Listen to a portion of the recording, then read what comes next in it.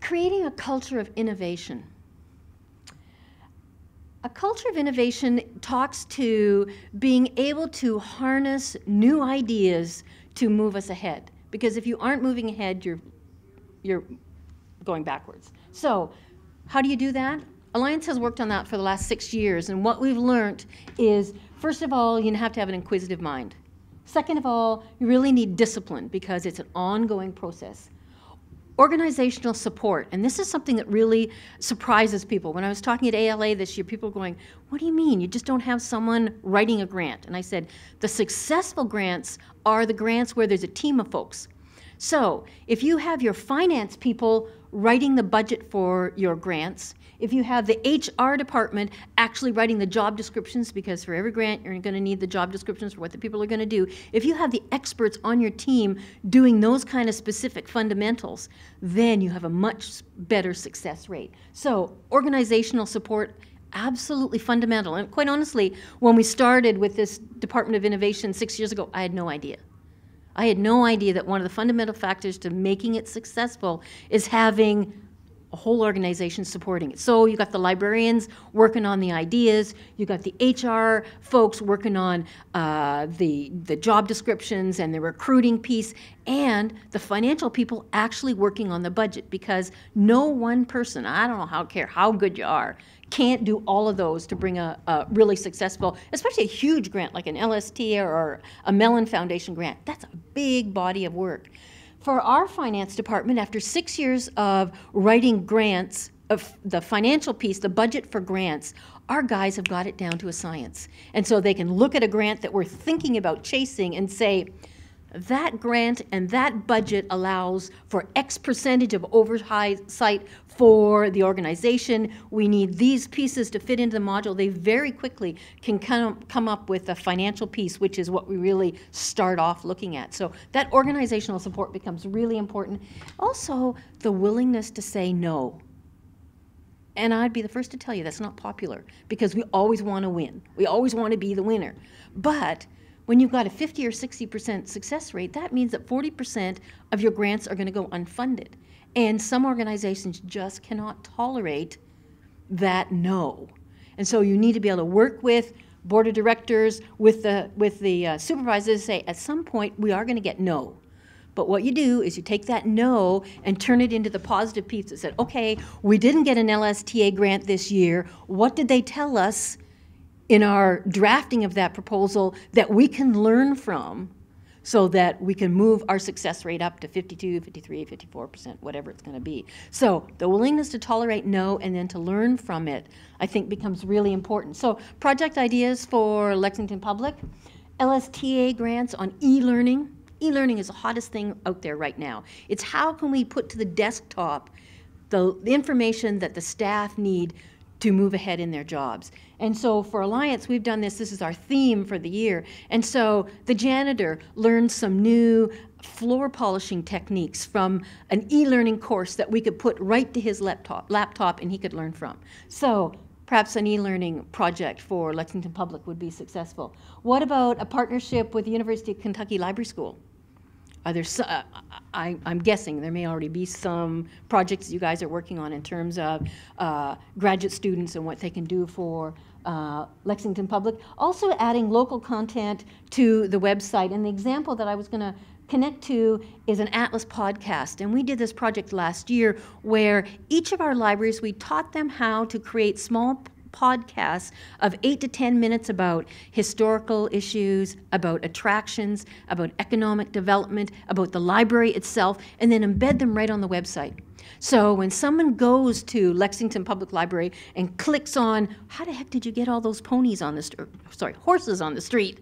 They could click on it and see, here's the history of those beautiful horses, and this is why we're doing the project with foals right now. Or they could click on it and find out about the World Equestrian Games, and there'd be a small podcast that they could pull right off the Lexington Public Library website. And within a couple of minutes, they've got that kind of information. So those are the kind of, I think, innovative ideas that Lexington Public could actually think about. To build a culture of innovation, you need to conduct an internal talent audit and establish teams to focus on things like grant development, partnerships with a positive ROI. And that's often where libraries have an issue, is we can make partners with all kinds of folks, but we end up being in the negative and they end up being in the positive. And so I think at some point you need to say, we need to have a tangible result that's going to enrich Lexington Public, not just community goodwill. Now, community goodwill is, absolutely awesome, but at some point you want to know that there is a direct result from that that's actually going to move the library ahead. Because, as librarians, we're givers. And someone asks us for something, we're going to do it. But I think we have to have another layer of evaluation over the process that says, is there going to be an actual tangible result to partnering with this person? So, and what about planned giving and that whole idea of a bequest program that connects with what the Friends are doing and those kinds of things? So to build that culture of innovation, you need to encourage and reward innovation. And on your website, I couldn't see if you had some kind of staff award for innovation. Because I think that you want a library that recognizes, yup, but also rewards. Says to the staff, now, there may not be money on that, but you know what? 2 days off to go to a workshop or something for the person who came up with the most innovative idea this year is a huge, huge motivator. Alliance does this twice a year, and we give the person 2 days off to go and do some kind of personal enrichment. Go to a conference, sit at home and read a book, whatever it's going to be. But 2 days off often is a really big motivator that doesn't affect the bottom line when we're all struggling with that financial piece. And what about connecting all the staff to the website? Every year, Alliance does a theme, and they set a theme for the year, like working smarter. One year, we said, because we're a multi-type system and we have 250 libraries spread across a third of Illinois, staff are all over the place. So we said, how do we connect to our folks? The theme this year will be the website is our front door. And so what we did was we said every single ALS employee will start their day with 2 minutes on the Alliance website. Seems like a really small deal. 2 minutes. So yeah. So everybody from the janitor to me sat down. First thing you do is you go to the website. Well, we learned a whole bunch about ourselves. The second thing was we certainly learned whenever there was a link broken or there was something that didn't make sense, oh my gosh, by 8:05, the web department knew this doesn't work, this is broken, this piece. So the whole staff knew what was going on at the library because they'd been on the website every single morning. So that little small piece moved us ahead a whole bunch. What about putting on the website the 5 most popular reference questions at Lexington Public last month? Can you tell me what the 2 most popular reference questions asked in any public library are right now? There must be a reference librarian in here somewhere. Free internet, do you have it? And what are your hours? Okay, so besides the practical pieces. Can you help me with job search? That's Absolutely. Absolutely. Job search. But what's the first one? It's a health-related question. Over 40% of questions you get asked at a reference desk are health-related in the big picture, from exercise to diet to what's a drug interaction with this piece. So nationally, it is health-related. It is how do I find that job piece? What's the third? How do I write a business plan? Huge. Huge. So what would happen if on the website you had those 5 questions, well 3 plus 2, 5 questions with 2 or 3 hot links, and every month you change that. So that instantly folks who are asking that question, you could go and say, here's our best 3 resources on how to write a business plan. Now we'll go farther with you through that, but it would really give them big connection. And more staff blogs. I'm really big about widgets and blogs on library websites at this point.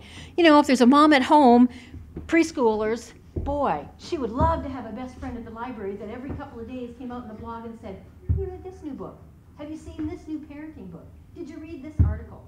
So I think staff blogs become a really important piece that drives that innovation that pushes the library ahead. So in summary, I think the future of the Lexington Public Library has truly never been brighter. developing alternate revenue streams to increase capacity, to use technology wisely to reach out to a whole new community, and the third being creating an environment of innovation to move the library ahead. I think those are the three trends that in the big picture would bring even greater success to an already very successful library. So thanks so much. It's really been fun researching this and thinking about it. But at this point, can I have questions? Is that what the next piece of it is? Okay. So I know I'm a quick talker, so I apologize for that.